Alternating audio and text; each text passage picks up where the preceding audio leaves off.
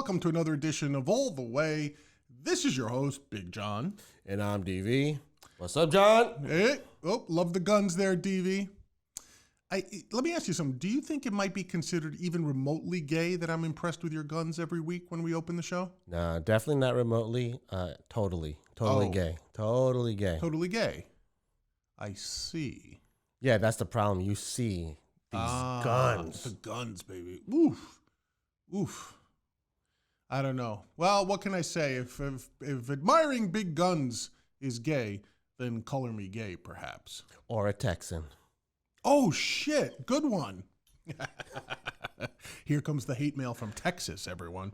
Anyway, this is All the Way, where we just give our thoughts on a lot of issues, some of them serious, most of them inane, and we can't wait to get to this week's show, DV, which is how to deal with phone scammers and telemarketers. How to deal with phone scammers and telemarketers, DV. Yeah, that's pretty good. I usually just hang up on them. I know. You're not very creative. That's the problem. Plus, you're a good person at heart. I would love to do nothing more than mess with these scammers. Now, when I say telemarketers, I'm being a little rough. The telemarketers are usually the guys who call you for charities, DB. You know, like, I'm so-and-so, you know. And they all have a southern accent, it seemingly. And they all read from the same script. Is this Mr. Big John? Well, you're harder to find than my husband on chore day. Like, you always hear that from them, right? And as soon as I hear that, those people I hang up on. And right. Whether, if you're a telemarketer or a charity fundraiser, when you call Big John, trust me hanging up on you as soon as you do your inane Southern, like, witticisms, that's me being kind to you, hanging up. Because most of my deliciousness is saved for the scammers, DV. Deliciousness, yes. Trying to keep the memory of Patrice O'Neill alive, so we'll say the deliciousness. Anyway, here we go, DV. Listen, one of the best ways and funny that I have for dealing with these phone scammers, first of all, did you notice that all of them seem to have foreign accents, non-American accents? Have you noticed that recently? Very, very true. It's like I'm watching... never mind, I'm not going to go. I think I know. I bet you were going to say you feel like you're watching Apu on The Simpsons. Yes, exactly right, actually. I know, we can think alike at times. Anyway, so you get these guys, they call you, and typically it's along the lines of, we work for Microsoft, and we've heard your computer has been contacting us over the internet that it's broken, we're here to help you. Or they'll call you that, you know, they're part of the IRS and you owe them money. So, you know, they'll be happy to take your money from you to make things square with the IRS, things like that. So this is how you deal with people like that, DV. First one, pretend like you're old buddies from the neighborhood. Pretend you're old buddies from the neighborhood. So when this guy calls up and he goes, hello, good day. My name is Dak from Microsoft support. You know, when you get one of those, you have to immediately plunge into DV, something along the lines of like, Dak, is that you? Dude, how long has it been? Usually, this gets 80% of those scammers to hang up immediately. Yeah. Right? There's 20%, though, who want to earn their commission on the scam. So they'll attempt to continue the conversation. And that's when you have fun. Sort of like, hey, Dak, man, remember when we rode that train on that fat chick? Wasn't that awesome? You know, stuff like that, DV. You got to pretend like you're old friends from the neighborhood. Right. Because, you know, with old friends from the neighborhood, you always ran a train.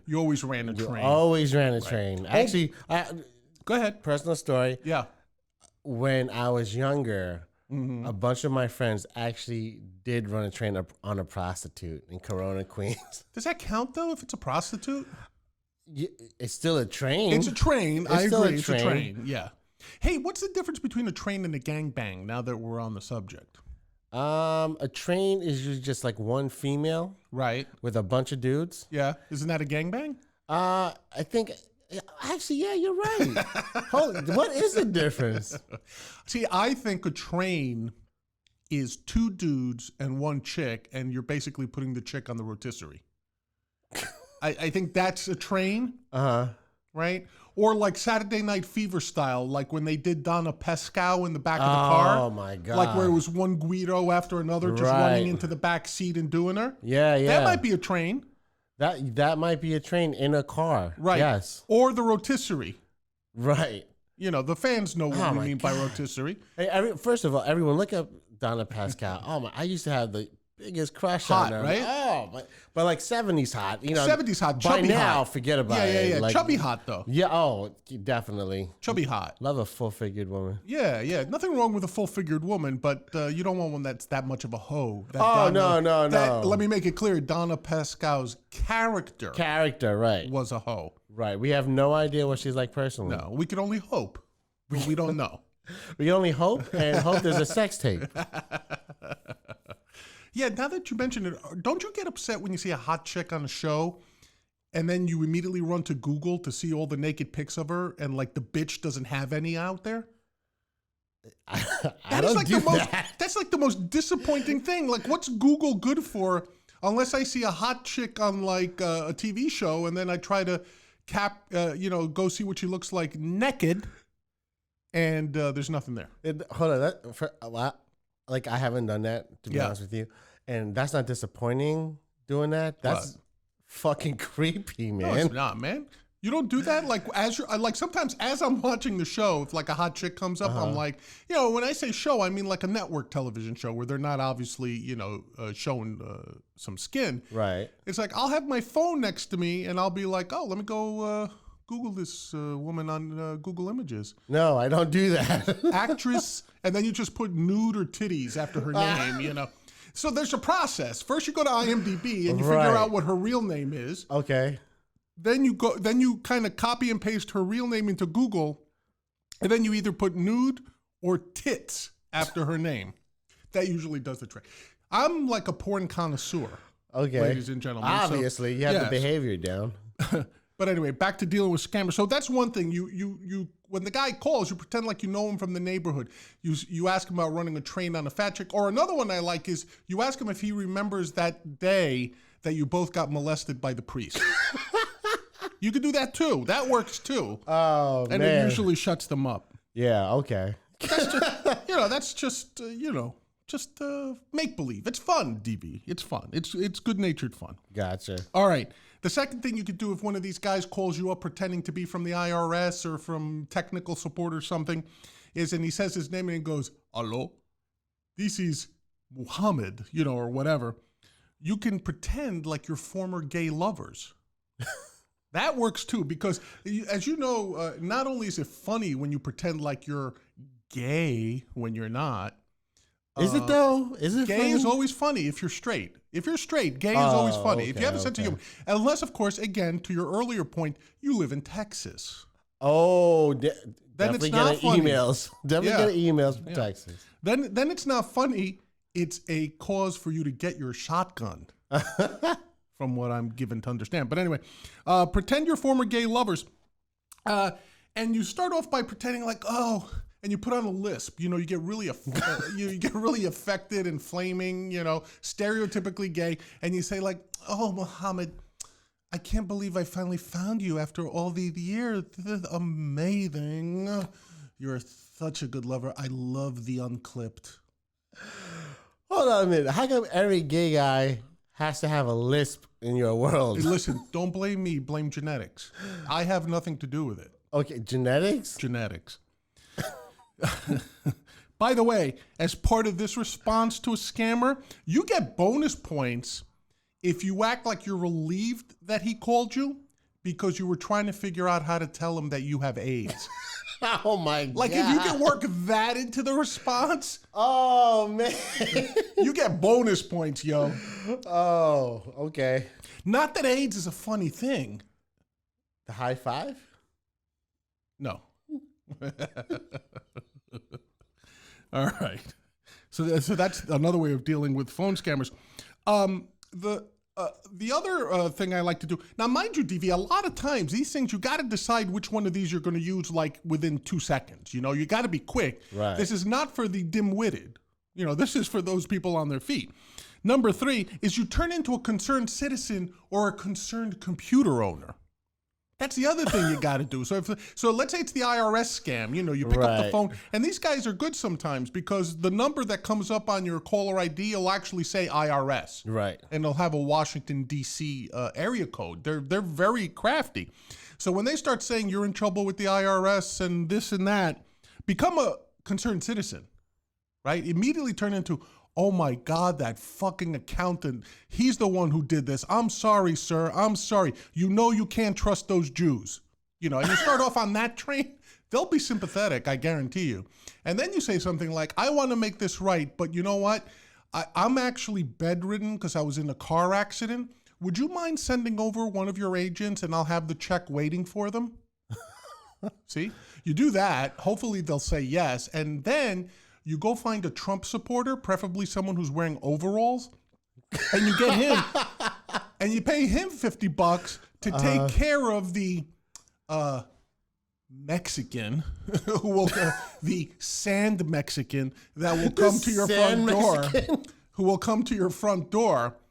He beats up the scammer. Right. You call the cops on the Trump supporter. You kill two birds with one stone. Oh, that's a double bonus. Isn't right that there. a double bonus? That's a double bonus. That's a double bonus, but that's a good one. That's for advanced users, DV. Advanced users. Yes. On how to handle a scammer. Another one, put on an accent even less decipherable than the guy calling you. I look, you have to actually play this one out. Like, Yeah. So you Let be me the hear guy you. calling me. okay. Hello, is this Big John? Son of a beating the book, John? Is this Big John? What's the matter? May I speak with Big John, please? Yeah. Net. Click. Right. You see how that goes? See, now everyone can do it. First of all, you can even do gibberish. Right. That's okay. And hold on, man. Like, let me be a hole right here. Sure. And just say, I went straight to the Indian accent. Yes. Because we mentioned a poo. Yes. I love Indian people. First of all, was that an Indian accent? I don't know. See, I'm horrible. Like, this is why I can't make fun of people, because I'm horrible at accents. No, see, you have to affect. See, first of all, and look, let's be honest. When I have gotten it into with these guys, honestly, they're either Indian, Arabic, Pakistani, and the reason I can tell that that's what they are is because one of my favorite go-tos, especially if I'm in a bad mood when they call me with this scam bullshit, is that I start making fun of various religious leaders. And when I finally hear somebody on the other end, like I could rattle them off real quick. So we've got, you can make fun of Allah, Muhammad, Shiva, Vishnu, Buddha. You just go down the line until someone goes, hey, son of a beatsy, stop that. That's when you know what they are. And most of them go off on either Allah, Muhammad, or Vishnu. Which kind of indicates some sort of Arab, Pakistani, Muslim, that area, the world. So you know what you're dealing with. But let me caution you, don't ever make fun of Jesus because that's the one true religion. Yes. Okay. Now that we've got that straight. Only stick to the heathens. Stick to the heathens. Stick to the heathens. Gotcha. Okay. The other thing you could do is you could try to pull...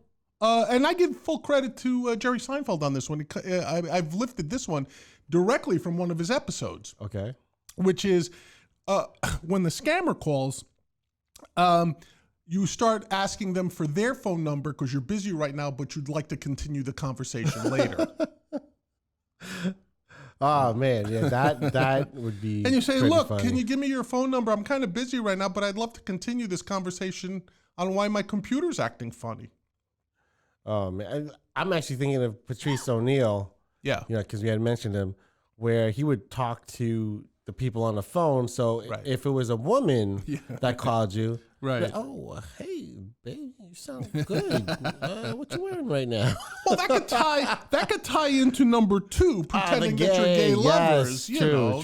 Now listen, so you become full circle around. That's right. You see, these are just suggestions. Right. Each one of these categories has subcategories. Right? See? So, yeah. you know, so Complexity. what you mentioned may come under as a subheading under pretend you're gay lovers. Gotcha. See, so that's how that goes. By the way, if you do get an IRS scammer, here's a good one. I said, you know, pretend that you're feeble and then get the Trump supporter, right? But the other one that you could do is ask them to send you money so you could take a cab to bring them the money. I like that one. Yeah. That on occasion works because you'll actually get someone stupid enough to say, well, if I give them $40 in cash, Right. then they'll bring me the $2,000 in check. Right. Because even though they're scammers, you have to understand they're the equivalent of the Trump voters overseas. They just follow a script, you know. They just repeat whatever their particular leader has told them for the day. Right. You know, it's like talking to somebody in I don't know Alabama about Trump being right about everything. Wait, he's not? Oh, of course he is. Yeah. So Just ask him. Yeah. All right, ladies and gentlemen, and those are some of the best ways you can deal with scammers. So DV, keep that in mind, and let's invite all of our viewers. If you have ideas on how to handle scammers on the phone, feel free to leave them in the comments here on YouTube. As always, make sure you subscribe to the show. Until next time, this has been Big John and DV. Peace out, bitches.